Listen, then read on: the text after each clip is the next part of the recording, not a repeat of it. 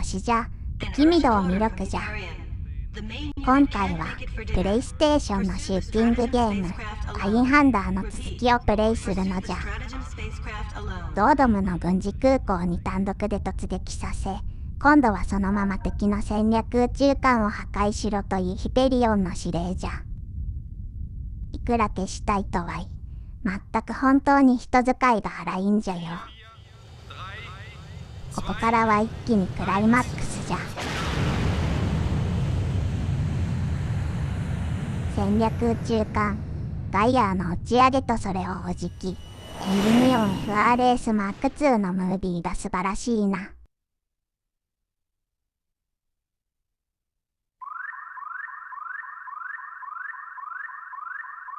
標的はガイアー後部のブースター2機じゃ。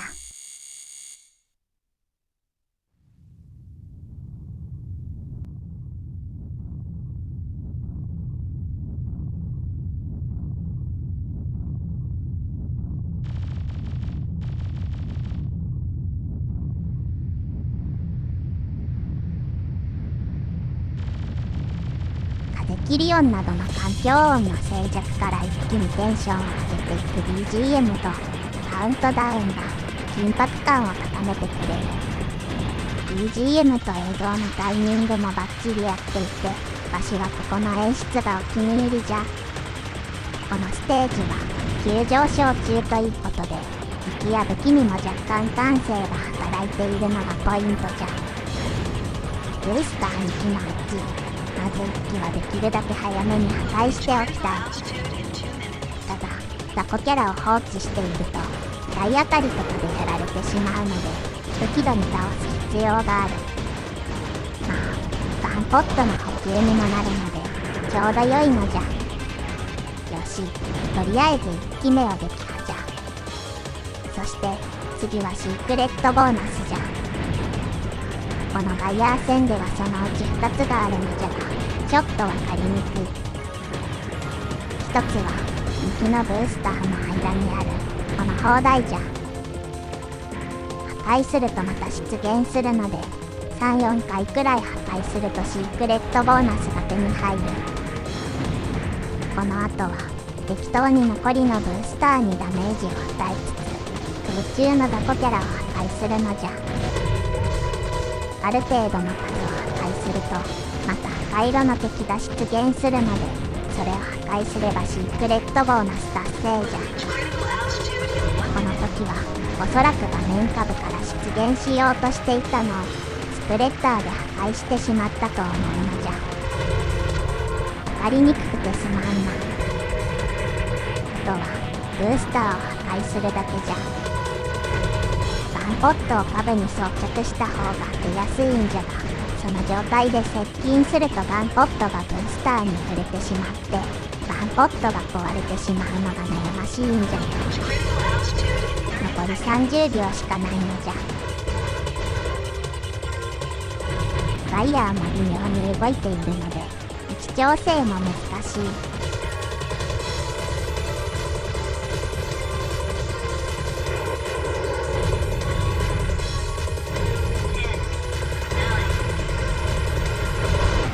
10秒を切ってギリギリ間に合ったのじゃよ。ブースターを失い失速して墜落するガイアー。ガイアーは派手高の意味でこのまま打ち上げに成功していれば、静止衛星軌道上から直接セレーネの月面都市に攻撃をしてくる恐るべき戦略兵器だったのじゃ。そんなガイアーの機首部分が離脱し、成層圏へと飛び去っていく。まだ戦いは終わりではなかったのじゃ。ステージ6のボス、シュバルツガイスト、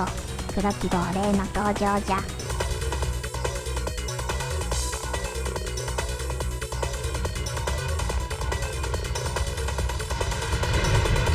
とりあえずはここでガンポットの補充じゃな。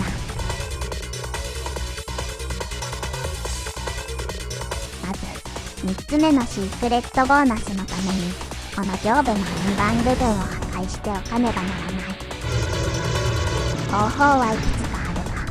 一番楽なのはガンポットを株にして、あとはハムを動かせば円盤だけでなく本体にもダメージを与えられる。割と安全地帯と言ってもいいくらいじゃな。とはいえ、このままでは済まないのがシュバルツガイストじゃ。画面奥に移動した後は、アクティブレーザーシールド、通称 ALS を使い、レーザーを反射させて攻撃してくる。ALS 自体の弾を撃ってくるのが厄介じゃ。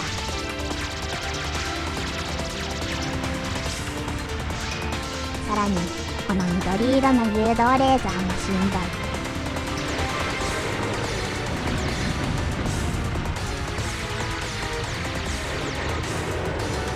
大株のミサイルランチャーから大量の誘導ミサイルが撃ってくる。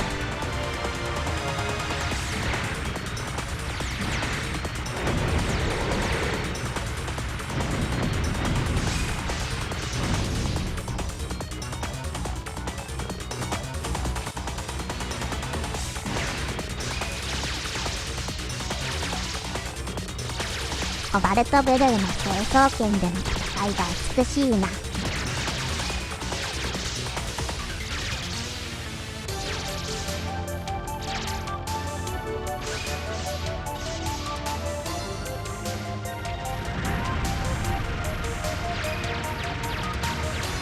さらには危険殺しの拡散レーザーと、とにかく武装がこれでもかというくらいに多いのじゃ。中心の一番細い部分が弱点なので、なんとか隙間を縫って攻撃するしかない。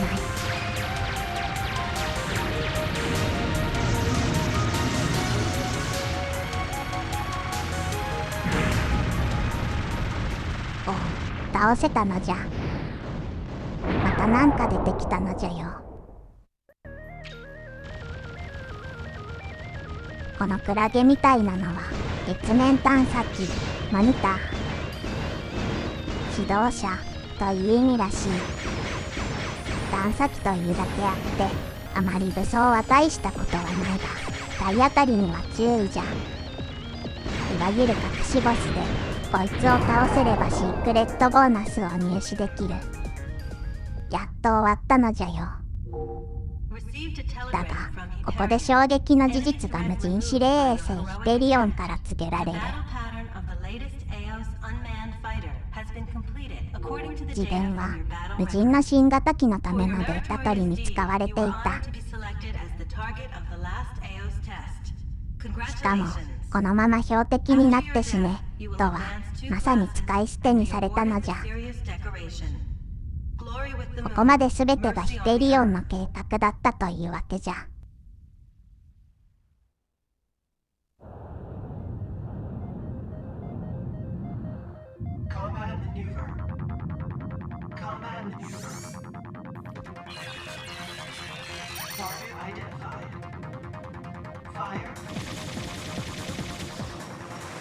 激しい戦闘を終え、満身創痍の時期に自分の戦闘データをもとに作られた大量の無人新型ピオスが襲いかかる。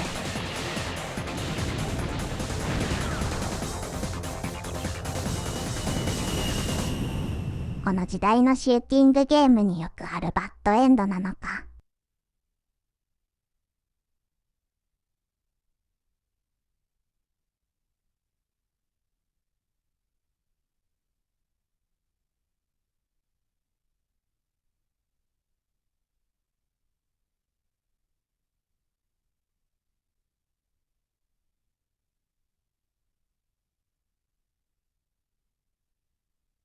しかし、これで終わらないのがアインハンダーなのじゃ。1ヶ月後、単独でヒペリオンへの反抗を試みる我らがエンディミリオン。見慣れない追加ブースターがついて何気にパワーアップしているのじゃ。最後のステージ7のシークレットボーナスは序盤で大量に押し寄せる無人機オスのうち怪奇隊を倒せばいい。つまり3体倒せば3つとも達成じゃ。シークレットボーナス獲得の難易度はステージ後半になるほど下がる気がするのじゃよ。ステージ自体の難易度はどんどん高くなるので、ある意味バランスが取れていて助かるな。ワンポットを補充しつつ画面下の方に移動しながら破壊していくという感じじゃ。よし、これで3つともシークレットボーナスは獲得じゃ。そしてついに登場したヒペリオン。ステージ1からのナビゲート役がまさかのラスボスというドラマティックな展開じゃ。巨大な機体に見合わず左右のシールドを翼のように広げ、宇宙空間を縦横無尽に飛び回る姿はまさに天使か神のようじゃ。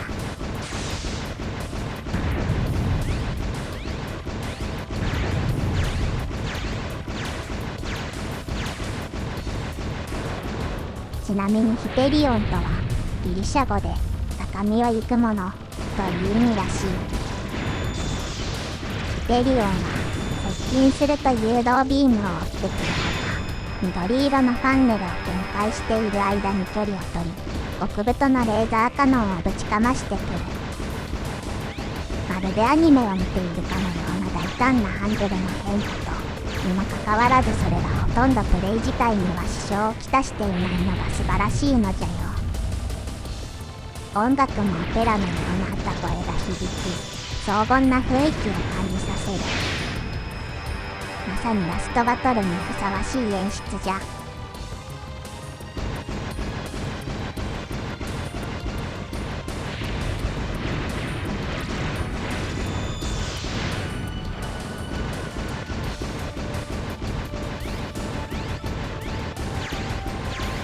後半になってくると巨大なアンカーのようなものをぶつけてきたりするが、まあこれは避けられる。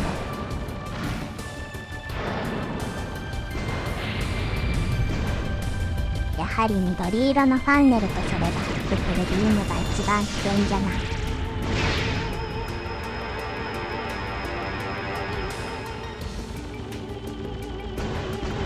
弾道が見えてからダメージ判定の発生までに若干時差があるので、できるだけ動き回って避けるのが一番じゃな。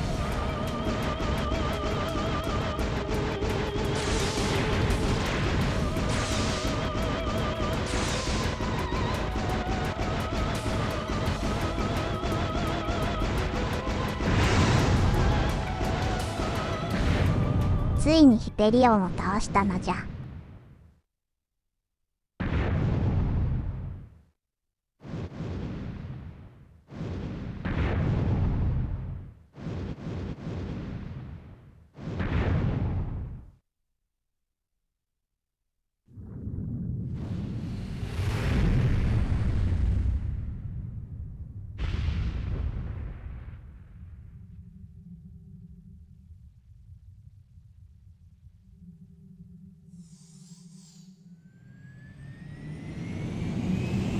しかし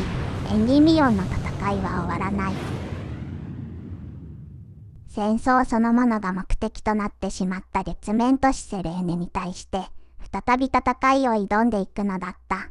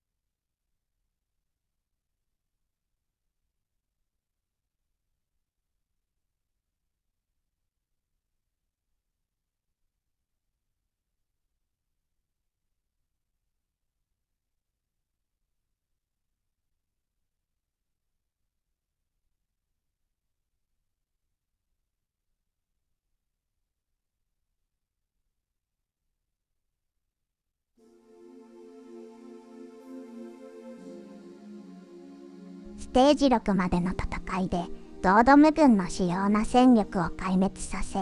そしてさらにここからはセレーネ軍との戦いを続けたと思われる。もちろんその後どうなったかは不明じゃ。ただ、戦力を失った両軍は自然と和平の道をたどることになったようじゃ。オープニングのガインハンダー最後の出撃というのはこういう意味だったのじゃよ。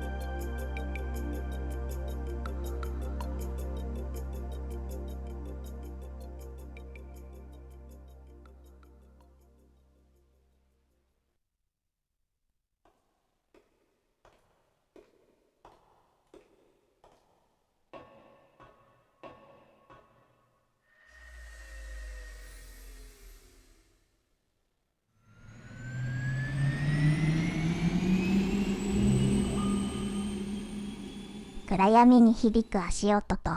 再び起動するエンディミオン。続編の可能性を感じさせる演出じゃな。ゲームオーバーになるとこんな感じでプレイ内容が評価されて記録されるんじゃよ。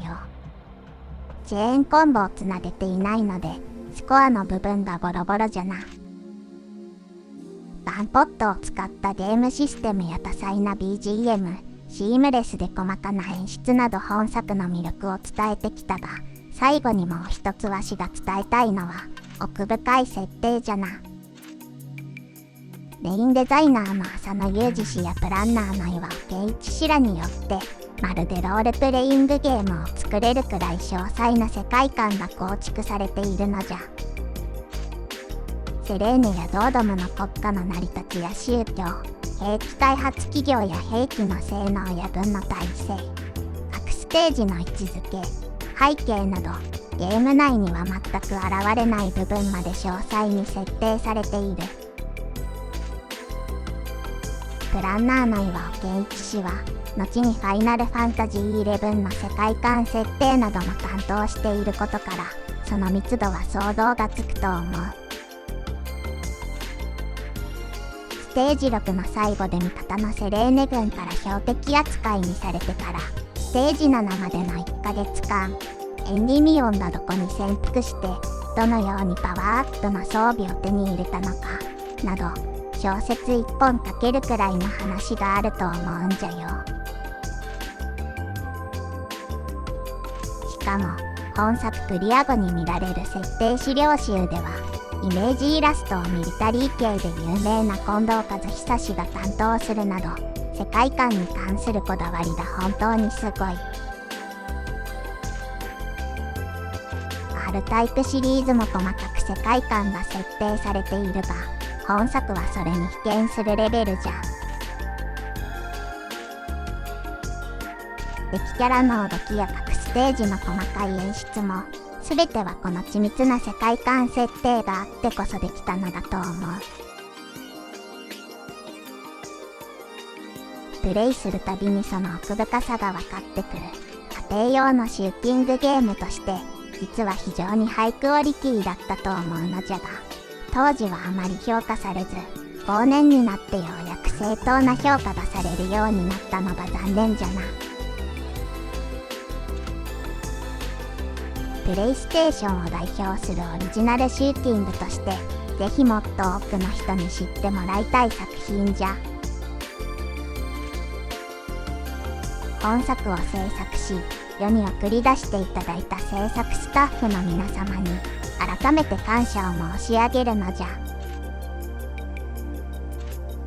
というわけで今回はここまでじゃ。それでは次回もよろしくな。